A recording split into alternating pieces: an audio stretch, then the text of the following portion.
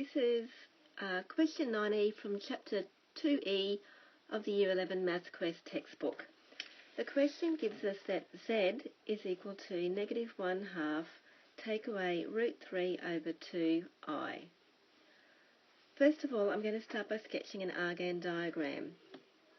So for this, I'm marking my real axis as my x-axis, my imaginary axis as my y-axis, and I'm also going to do a quick recall about our angles. 360 degrees would be equal to 2 pi, so 180 degrees is equal to pi, and 90 degrees is equal to pi over 2. So this would give me 0, pi over 2, pi, and this would be negative pi over 2. The next step is to mark our points. So I've got negative 1/2 in the real direction, and I've got negative root 3 on 2 in the y direction. Obviously not worrying about scale here, so that's my point. So we need to work out what is the angle theta, where we're measuring from the real direction. So I'm going to start by marking this angle here as alpha.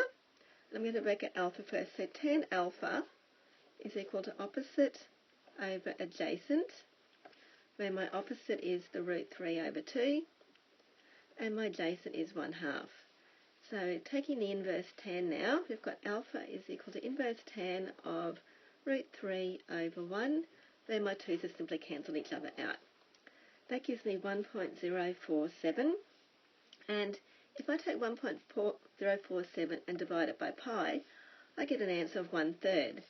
So that tells me that alpha is 1/3 pi, or pi over 3. Now to find out theta. We can say that theta, which we know must be negative because it's below the real axis, is going to be equal to alpha take away pi. So alpha is pi on 3, and we're subtracting pi, so that gives me pi over 3 take away 3 pi over 3, which gives me negative 2/3 pi. Now we need to work out the modulus of z.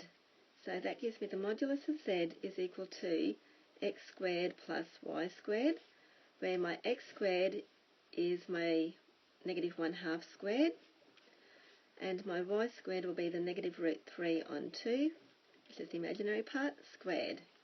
So that gives me the square root of 1/4 plus 3/4, or square root of 1, which is simply 1. Now we can write z as being equal to the modulus of z cos theta plus I sine, modulus of z sine theta. And you can see where this comes from because we've got our cos, the I, and the s. So putting in my values now, I'm going to say that z is equal to 1 cos negative 2 pi over 3 plus 1 sine negative 2 pi over 3. It doesn't really matter whether we write the I at the start or the end. So now in cis form, I can say that that's 1 cis negative 2 pi over 3, and that would be my answer.